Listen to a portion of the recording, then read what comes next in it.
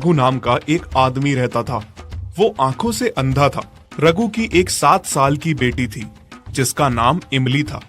दरअसल रघु की पत्नी इमली के छोटे में ही गुजर जाती है। इमली की जिम्मेदारी पिता के ऊपर आ जाती है, लेकिन कुछ ही दिनों में रघु अपनी आंखों की रोशनी खो बैठता है, जिस वजह से वो पहले की तरह अच्छे से काम भी नहीं कर पा रहा था। फिर भी वो काफी हद तक कोशिश करता था कि अपनी बेटी को अच्छी जिंदगी दे पाए, और बेचारी इमली अपने छोटे में ही अपने बाप का काम में हाथ बटाती। रघु के पास भोली नाम की एक गाय थी। भोली तो भोली ही थी, जैसा नाम था वैसे ही वो खुद भी थी। इमली अपनी माँ को बहुत पहले ही खो चुकी थी। वो भोली को ही अपनी माँ मानती थी। भोली का एक बछड़ा भी था। इमली पूरा पूरा दिन भोली और उसके बछड़े के साथ बिताती, खेलती और उसका दूध भी पीती, और भोली को माँ कह के भी पुकारती।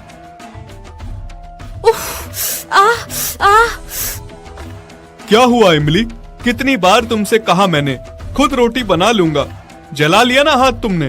तुम क्यों ऐसे काम करती हो बेटा? तुम ये सब नहीं कर सकती, बहुत छोटी हो अभी। नहीं बाबा, मैं धीरे धीरे सीख जाऊंगी। आप बस रोटी खा लीजिए। मैंने आपके लिए गर्मा गर्म रोटी बनाई है। मैं भोली माँ का दूध पी के सो जाऊंगी बाबा। इमली तो भोली को ही अपनी माँ मानती थी, पर भोली भी उसे अपनी बेटी से कम नहीं मानती थी। यहाँ तक कि भोली इमली से बात भी करती थी। पूरा दिन इमली भोली और उसके बछड़े के साथ बिताती, वहीं पे सोती, खाती और उसका दूध भी पीती, और इमली ही भोली को जंगल चराने भी ले जाती। फिर एक दिन की बात है, इमली बड़ा सा बर्तन लेकर भोली के पास आकर कहती है, भोली माँ, मैं दूध लेने आई हूँ। जल्दी से दूध दे दो, फिर तुम्हें चराने जंगल जाना है। हाँ तो मेरी बच्ची, ले लो दूध। मैंने कभी मना किया है जो आज करूंगी। उसके बाद भोली खड़ी हो जाती है इमली को दूध देने के लिए। इमली कुछ दूध बर्तन में निकाल लेती है और कुछ वहीं पी लेती है, उसके दूध में मुंह लगा के। फिर उसके बाद भोली को लेकर चराने जंगल जाती है। जब तक भोली घास चरती है तब तक इमली खूब खेलती है और बेर खाती है। भोली घास खाती खाती थोड़ी दूर निकल जाती है। अरे वाह, वहाँ दूर मुझे खूब बड़ी बड़ी घास दिख रही है, पर मैं घास खाने दूर निकल गई तो इमली अकेले रह जाएगी। लेकिन घास भी तो बहुत बड़ी बड़ी और अच्छी है। जी भी बहुत ललच रहा है। हाँ, ऐसा करती हूँ, जल्दी जल्दी जाके घास खा के आ जाती हूँ।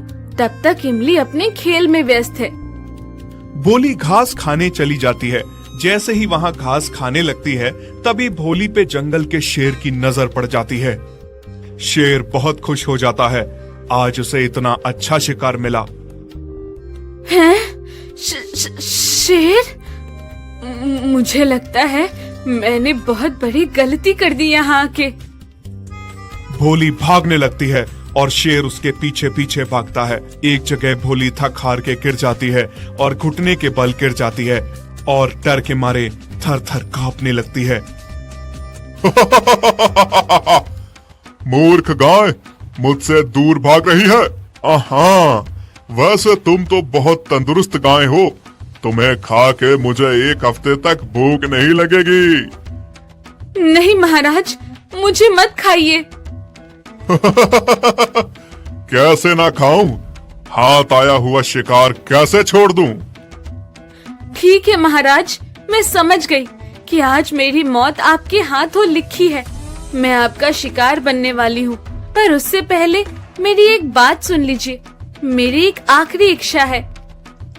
ठीक है, बताओ क्या कहना चाहती हो तुम? महाराज, मेरे 2 बच्चे हैं। एक बेटी जिसका नाम इमली है और एक मेरा बछड़ा है। वो दोनों अभी बहुत छोटे हैं, नादान हैं, मेरा दूध पीते हैं, और अगर वो मेरा दूध एक दिन ना पिए तो भूखे रह जाएंगे। मुझे बस एक बार घर जाने दीजिए। मैं उन दोनों को खूब सारा दूध पिलाऊंगी और उनको किसी को सौंप के फिर यहाँ आपके पास वापस आ जाऊंगी। उसके बाद आपने मेरे साथ जो करना होगा कर लेना। तुमने मुझे इतना बेवकूफ समझ के रखा है क्या? मैं इस जंगल का राजा हूँ। तुम मुझे बेवकूफ बना रही हो। तुम अगर यहाँ से एक बार चली गई तो दोबारा वापस क्यों आओगी? नहीं महाराज, मुझ पे यकीन करिए, मैं जुबान की बहुत पक्की हूँ। मैं जरूर वापस लौट के आऊंगी। शेर कुछ सोच में पड़ जाता है और फिर कहता है, ठीक है, जाओ, लेकिन जल्दी वापस आ जाना। भोली उदास होकर घर आती है और सोचती है कि वो जा तो रही है, पर अपने बच्चे को कैसे छोड़कर वापस आएगी, कैसे उन्हें समझाएगी कि उनकी माँ अब नहीं लौटने वाली। उधर इमली भोली को ढूंढ ढूंढ कर थक चुकी थी और वापस घर आ गई थी। इमली बेटी, तुम रो क्यों रही हो? क्या हुआ?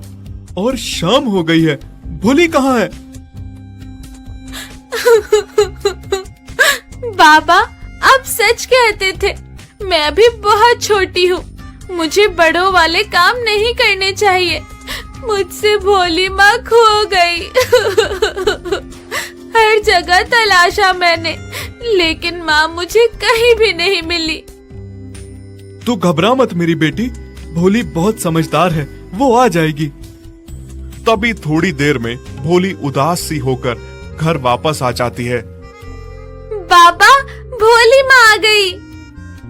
देखा बेटी, मैंने कहा था ना, भोली आ जाएगी।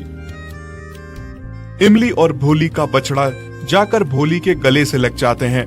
भोली इमली और अपने बछड़े को पेट भर दूध पिलाती है। दूध पिलाते समय उसकी आंखों में आंसू थे।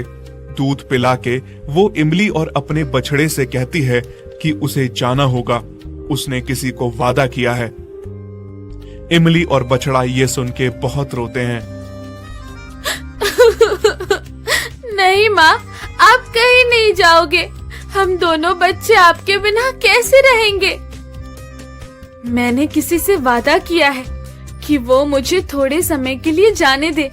मुझे अपने बच्चों को बता के आना है कि उनकी माँ अब कभी लौट के नहीं आने वाली। तुम दोनों अपना ख्याल रखना, हमेशा सबके साथ ईमानदार रहना। आगे जाके ये ईमानदारी ही तुम्हारी काम आएगी। ये कह के भोली वहां से चली जाती है। इमली और छोटा बछड़ा भोली माँ को पीछे से देखते रहते हैं। भोली जब जंगल पहुंचती है तो शेर को यकीन ही नहीं होता कि गाय लौट आई है। भोली शेर के आगे घुटने टेक के सर झुका के बैठ जाती है। लीजिए महाराज, अब मेरे साथ जो करना है कर लो, मैं आ गई। अरे वाह, तुम आ गई। मुझे तो लगा था तुम अब लौट के नहीं आओगी, पर तुम तो बहुत ही ईमानदार गाय हो। अपनी जान के बिना परवाह किए वादा पूरा कर रही हो। मैं तुमसे बहुत खुश हुआ और इसी खुशी में मैं तुम्हारी जान बख्श देता हूँ। जाओ, तुम अपने बच्चों के साथ खुशी खुशी रहो और अपने बच्चों को खूब सारा दूध पिलाओ। भोली बहुत खुश हो जाती है और अपने बच्चों के पास घर लौट आती है। बच्चे माँ को देखकर बहुत खुश थे और माँ के गले से लग जाते हैं।